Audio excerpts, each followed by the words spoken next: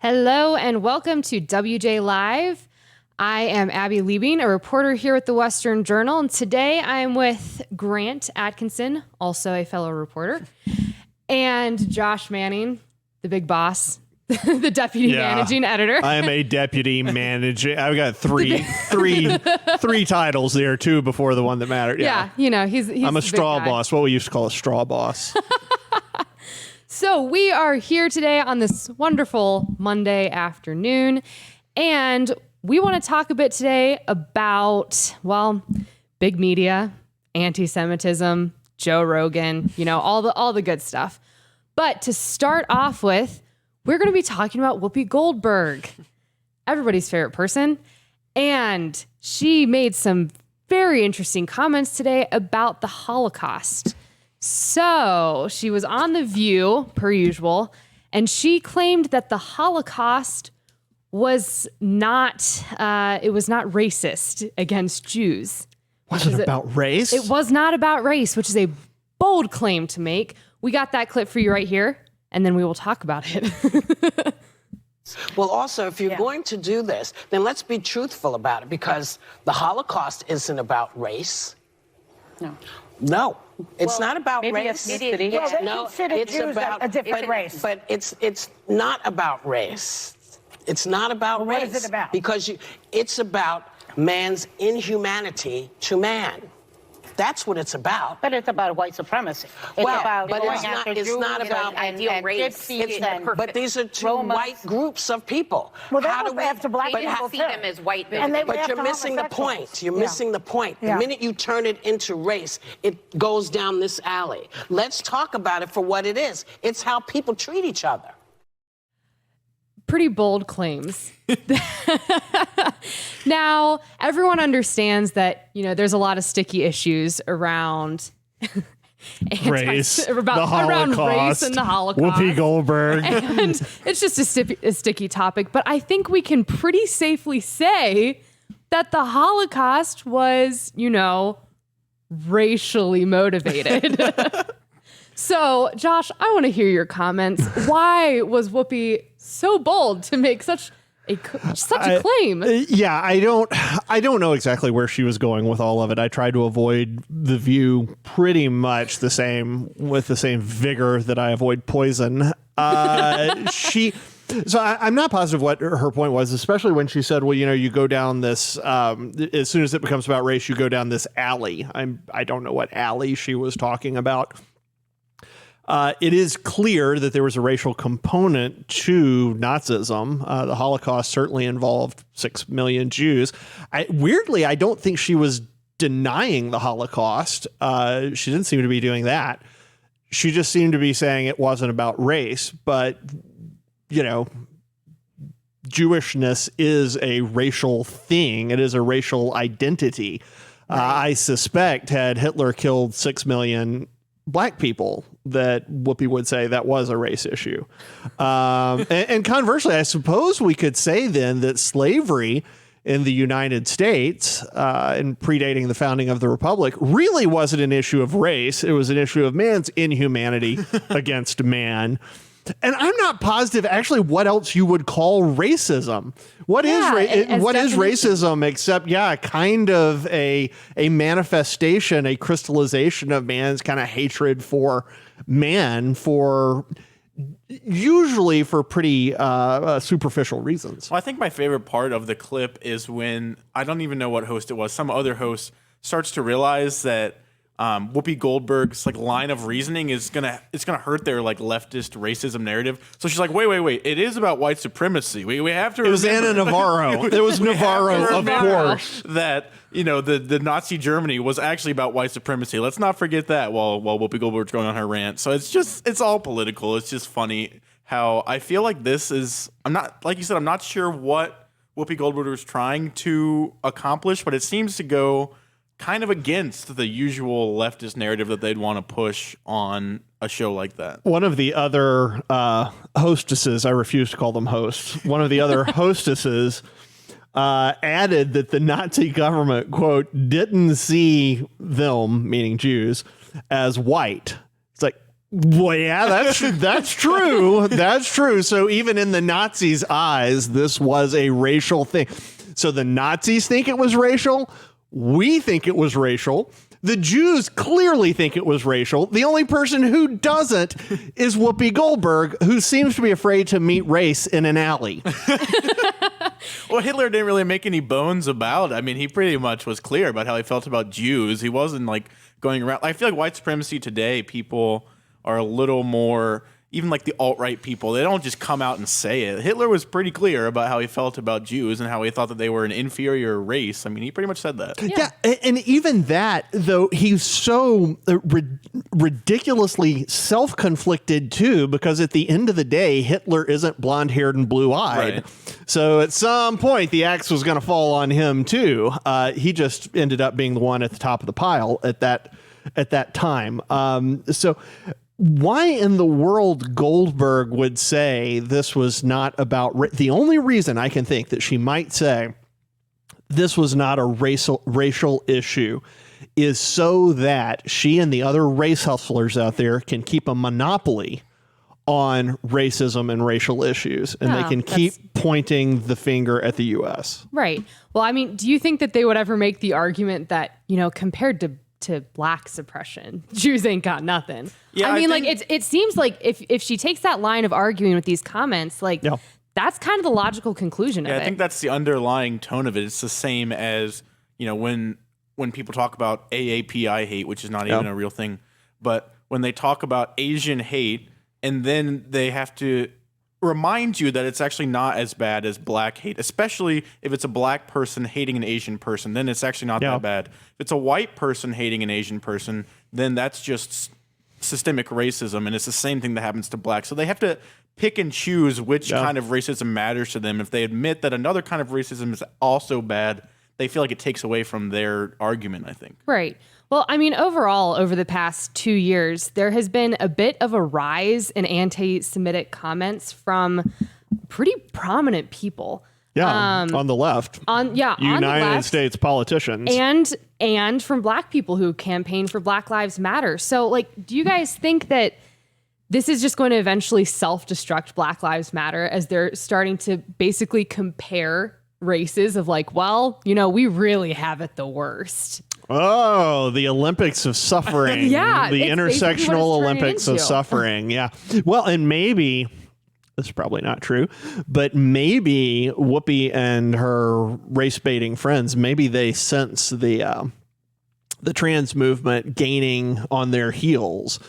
Because very soon being accused of transphobia is going to be worse, if it's not already worse, than being accused of being a racist bigot. So maybe the entire point of this is to keep that relevant. Yeah, I could see that. Just trying to stay in the spotlight. But historically, I cannot imagine a group of people more persecuted than the Jews. Right. Just from the standpoint of geography.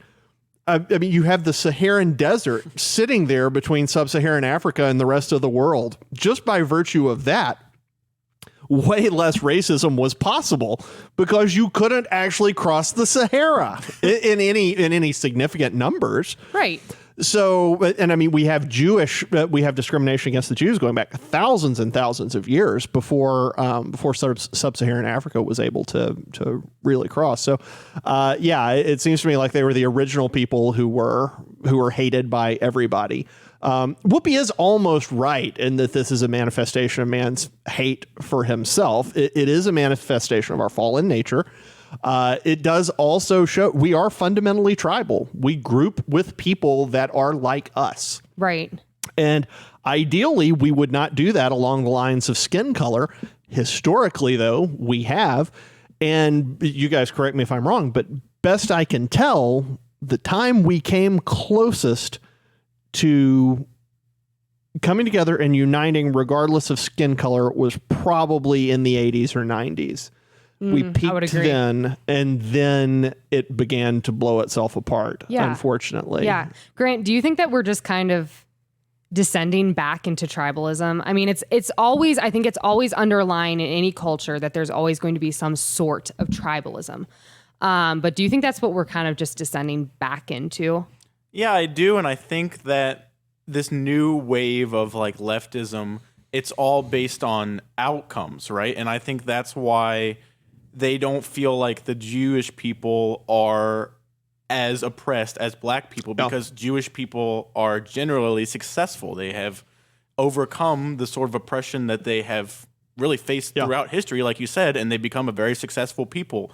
We don't want to, group all Jews into one group, but historically Jews have been pretty successful compared statistically, a stunning number of Nobel laureates, stunning percentage of doctors, statistically, lawyers. they do well at being a resilient people even after being slaughtered by the millions. And being enslaved, being slaughtered, being scattered across Europe. Sorry. Well, that goes against, what the left wants to say about black people and the whole critical race theory. The idea is because you're born black, your life is terrible and you will never be successful. Jewish people are persecuted and then they become successful. So they don't want to talk about that because it really flies right in the face of what they're saying about black people, which is that they can never be successful and we have to make laws and affirmative action and all these things for them to be successful, or else they just will never be successful. Well, the Jewish people have proven that wrong. Right. And by the way, who is out there saying that black people don't have a right to exist? Who's saying that black people should be driven into the sea?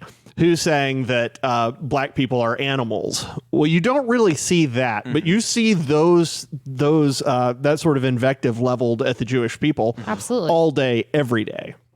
What do you think it is that kind of, though, that divides the idea of, we talk about how the Jews have, as by and large, have really been a pretty resilient people over, thousands of years of persecution. But there is just this determination to hold on to the victimhood, really in the Black Lives Matter movement. How do you think that's actually going to play out realistically? You can't hold on to that forever. Seems to be working pretty well right now. No, I agree with you.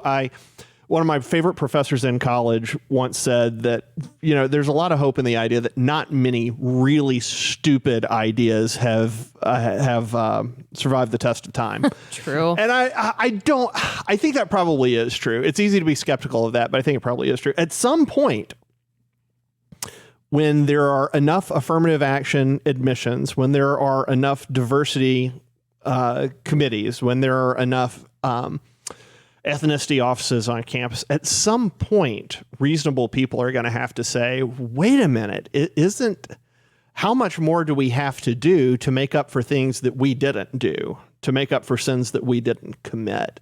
And I think it speaks to the character of the American people that they're willing to bend over backwards, and as far as they have, to try to erase the damage that slavery did. The problem is we were erasing the damage right up into the 1950s, into the 1950s and 60s. Blacks were reaching parity with whites in all sorts of different areas. And then you have LBJ and the Great Society come in, and then, the society just self-destructs. And all of a sudden, where black people were catching up to whites, suddenly they start lagging behind again. Yeah, the economic divide. I think you can't just keep changing the definition of success. Like eventually, if you wanted to really make black people more successful, you would come up with programs that would make them more successful. Instead, they just change the definition of success. They say, you might not have the GPA to get into Harvard, but we'll just let you in anyway. Yeah. I think you can do that for now, and it works great for now, like you said. But eventually, all these people are not going to be successful, not because they're black, but because they have been given all these things that they didn't earn, and nobody has actually taught them how to be successful, how to do well in school, how to do well in their job. And eventually, once these people start getting in the workforce, they're going to start seeing, wow, these people are not qualified to be doing what they're doing. And I think that's the end, where people start realizing, wow, this isn't working. Right.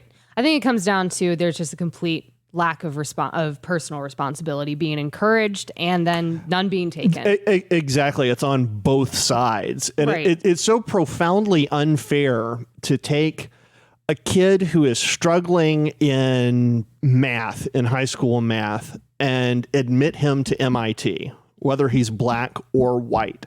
And there are plenty of black kids struggling with math and plenty of white kids struggling with math. Right. And when you make an affirmative action admission choice for that kid, for that black kid, you really are hurting him. Now, you're not hurting everyone. There are some people who can overcome and who can work just unbelievably hard and just kill themselves trying to be successful. But most people who are struggling with high school math are not going to do well at MIT. And in fact, they will flunk out of MIT instead of, and so their path will be, it will be a very challenging, difficult, sad path for them, where they might have been able to go to a school with lower expectations and actually thrive there. And that's not just a comment about black people. That's a comment about white people too. Right. The problem is it disproportionately hurts blacks because affirmative action disproportionately allows them to be admitted. Exactly. So you have more black. They get it coming and going, man. They get admitted, then they're screwed over by the college or university that just wants to brag on their diversity rating, and then they go off with half a degree and a ton of debt. At least the white kid who was struggling with math, he never got admitted. So at least he's not as screwed over as the black kid is. I mean, this is so messed up. It is so messed up what we are doing to black folks in the name of equity. Exactly. It's completely hypocritical. It's actually just oxymoronic when it really comes down to it. But, okay, switching topics a little bit, though, we're talking, Whoopi Goldberg is a big media personality. She's trying to clearly drive a narrative, as all of big media is. And just this week, we have a very odd controversy going on between Spotify, Neil Young, who some younger folks don't know who that is, and Joe Rogan. Joe Rogan, the rebel white guy who tries to give both sides of the story. Most successful podcaster probably ever. Maybe the most successful broadcaster. Maybe, he may be yeah. more successful than Rush. Phenomenally successful. He has gotten into a tiff with Neil Young because Neil Young decided that Spotify, by allowing Joe Rogan to have his podcast on Spotify, was spreading COVID misinformation. And so Neil Young issued an ultimatum saying you can either have Joe Rogan or you can have me. And Spotify said, we will take Joe Rogan. So talk to me about this. I think it's a hilarious controversy. Well, to be fair, I don't even know that you can call it a tiff with Neil Young because Joe Rogan has never said one mean word or anything about Neil Young. Actually, he loves Neil Young. Just got mad at him for no reason. The comments Rogan just issued, I'm going to read some of them here in a minute. He talked about how much he loved Neil Young and how Neil Young's a great guy. Right, but it's just this continual, Neil Young joining in whatever movement of the moment, saying shut down the opposite. Yeah, shut down the opposition, and I'm going to use the narrative of misinformation to beat my opposition over the head. Yeah. Yeah, it's such a sellout from a 60s rocker. They were supposed to be anti-establishment. Now he's nothing but rocking a shill for the world, establishment. That's what he's doing over here. Yeah. I know, and now Neil Young, how very uncool of him. So, and then, of course, Joni Mitchell, who, young people also. So there's a really funny moment earlier in the show earlier in the day where we were in our newsroom discussing this. And we were saying, hey, so, let's talk about the stuff going on with Rogan. And somebody in the room said, well, what's going on with Rogan? We said, well, Neil Young said he's pulling his music. And somebody in the room said, okay, well, all right, that's a big deal. Who's Neil Young? And my favorite meme in all of this has been the one that has a picture of Neil Young, and it says, when you're so woke that you cancel yourself. Because that's what Young was doing. He was saying, exactly. I don't want my music out there, so I'm going to cancel my music because I don't like Rogan. Rogan issued a response today, though, that was absolutely fantastic. I think it was actually last night, that was terrific. And of course, useless birdcage lining media out there reported it as Rogan apologizing. Rogan really didn't apologize. There was an apology at the end where he essentially said, like, well, I'm sorry, this has been such a big mess. But there was no, I'm sorry that I've had people on who disagree with the establishment say, narrative I'm sorry, on COVID. Neil Young. Yeah, and he certainly didn't say that. What he did say, I'll paraphrase, Rogan said that there were 2 episodes in particular that people had problems with. One with Dr. Peter McCullough and one with Dr. Robert Malone. McCullough's a cardiologist and the most published physician in his field in history. Dr. Malone owns 9 patents on the creation of mRNA vax technology and is at least partially responsible for the creation of the technology that led to the mRNA vaccines. Those are the 2 episodes that most people have a problem with. And when you just listen to the credentialing there, people don't have a problem. People don't have a problem that those guys were on the air. People have a problem that those podcasts disagreed with the establishment narrative. Right. That's the issue. And Joe, thankfully, is sticking to his guns and saying, look, I try to get all sides out there.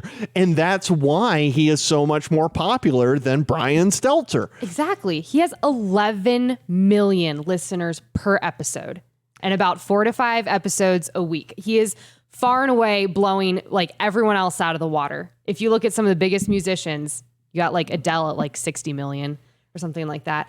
I mean, Joe Rogan is just phenomenally popular. And I just want to tell people there's a reason. There's a reason.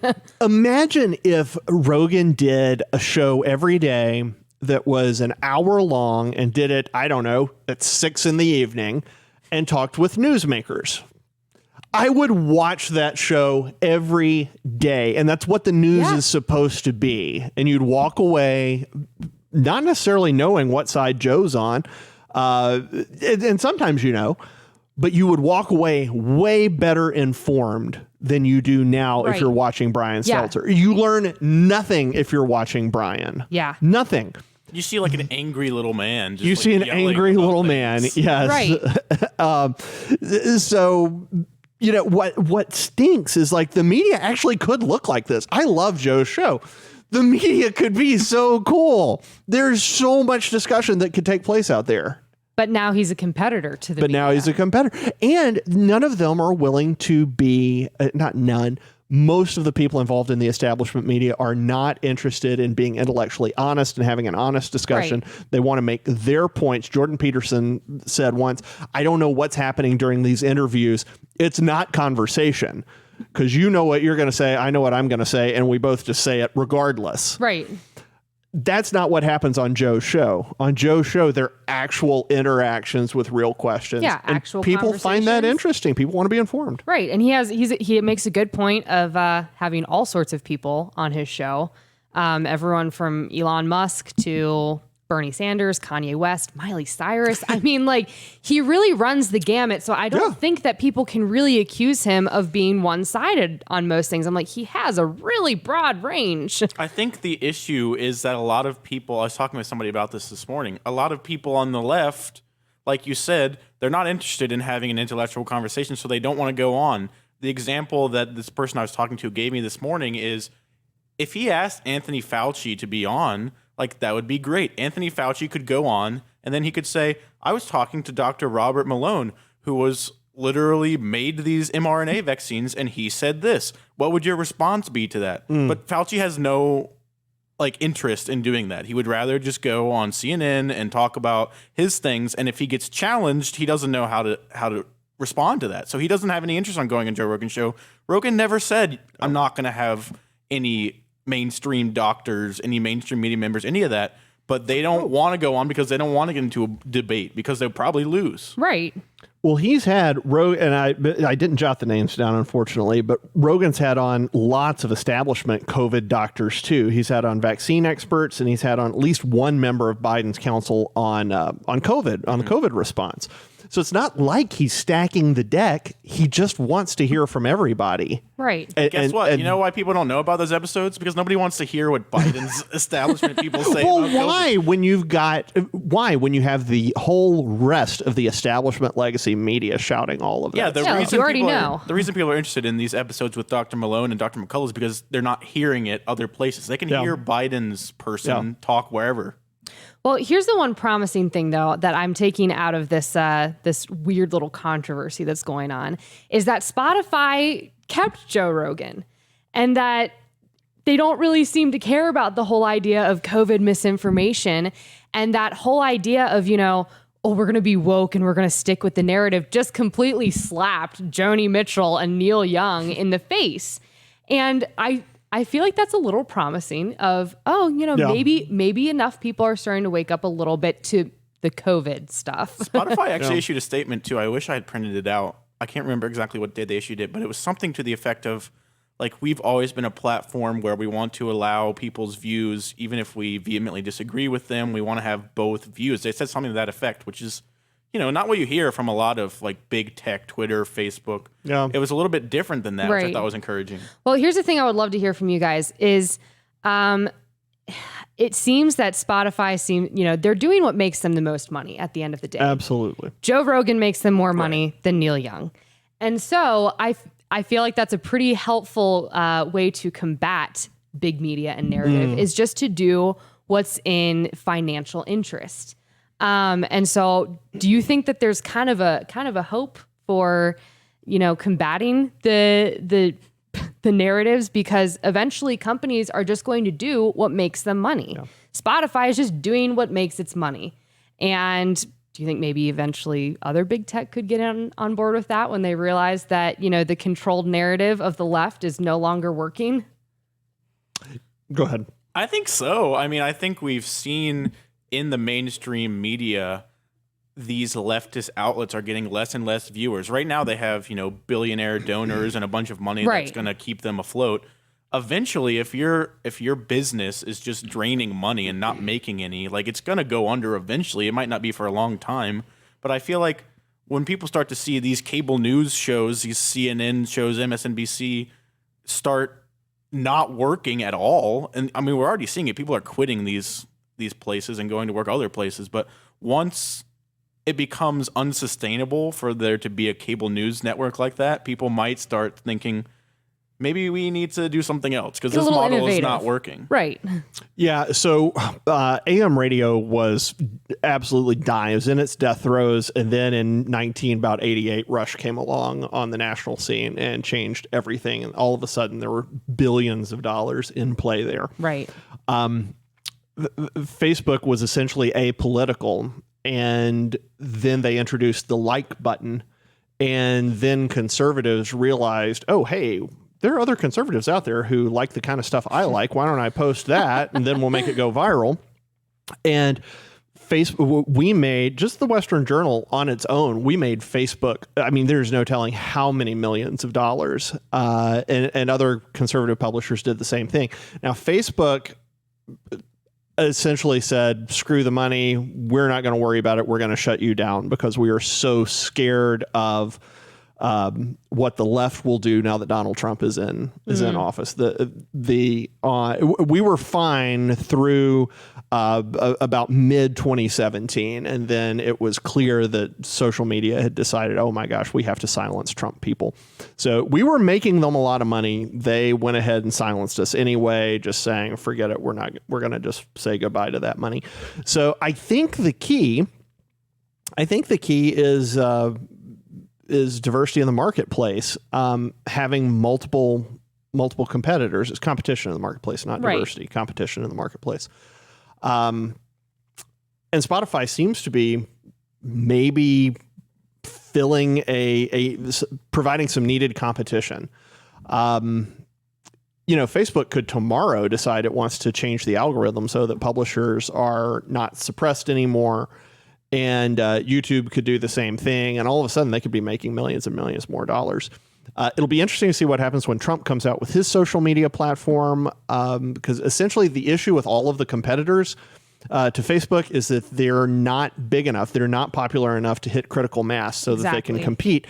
Trump is the only person on the planet I know of who could actually create something with critical mass. Well, Trump is the very person that, as you're saying, made them come up with. I'm not saying that big tech was never censoring before, but I feel like the reason this censorship thing was so fast-tracked was as soon as Trump, won the nomination, he starts running for president, then they're like, we really need to do something. So that's when they started really censoring. And I feel like it still feels to them like they're doing the right thing now because they're like, oh, we're not letting misinformation, we're not letting Trump supporters talk. But eventually, the money, like you said, will talk. And maybe we're in that phase where they feel like they're not going to sell out in their own eyes and they're going to keep doing what they believe. But eventually, I think you're going to see that if you suppress every piece of information that you don't like, you're not going to make money anymore. And then that might wake them up. Right. Yeah, so people are leaving Facebook, and just a pushback just on one thing you said. It was actually after Trump won because they didn't believe up until after the election, because we know they were contesting the election at that point. Exactly. Oh my gosh, there was enormous voter fraud and voter suppression. The thing that triggered it was Hillary Clinton, the smartest woman who's ever lived, lost the election. Mm-hmm. And they could not accept that. It broke the same way 2000 and Bush v. Gore kind of broke Democrats. This broke the left. Hillary was supposed to win. She didn't. Donald Trump took that away from her. How dare he? And they looked around trying to figure out what caused this. And they saw us. And Western, Breitbart, the Daily Wire hadn't even exploded the way it has now. They were still more in their infancy. Right. But they looked around and saw us sitting there, and they came after us. So hopefully, if we can get some more competition in the market, I think the problem will solve itself. Of course, that's going to create a brand new problem, which is that we will tribalize and compartmentalize along political lines as far as social networks go, and all that will do is separate us more. Well, I think you'll certainly see that. I mean, I think we're already seeing that. I feel like conservatives were behind the 8 ball a little bit when it comes to media. And and that's a whole nother conversation. But now they're starting to wake up, and you're starting to see conservative media. Yep. But is that just going to divide people more? Maybe. I mean, I don't know. It is, but better to do that. Yeah, better to do that than to go quietly into the night. Right. All right. Well, that is all we have for you today. We're going to wrap it up. Thank you so much for joining us at WJ Live. We are here every Monday, Wednesday, and Friday at 3 p.m. Arizona time, and that would be 5 p.m. Eastern time. So make sure to subscribe on YouTube so that you can give us all your comments and you can keep watching us and getting fresh takes from us. We are also on Rumble, so check us out there. Until Wednesday, have a good rest of your day and Tuesday too.